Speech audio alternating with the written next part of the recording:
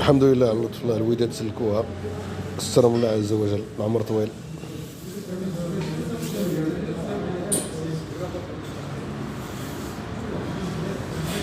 مرحبا بكم مشاهدينا الكرام، سعيدة بلقياكم في نشرة الأخبار هذه، وهذا أبرز عنوانها.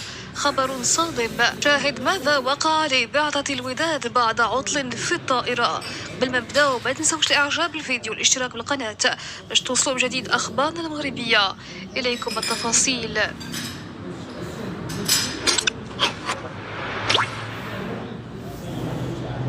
عاشت بعثة فريق الوداد الرياضي البيضاوي لحظات مرعبة مساء أمس السبت على متن الطائرة خلال رحلة العودة من الكونغو الديمقراطية بعد مباراة فيتا كلوب لحساب الجولة الخامسة من دور المجموعات لمنافسات عصبة الأبطال الإفريقية.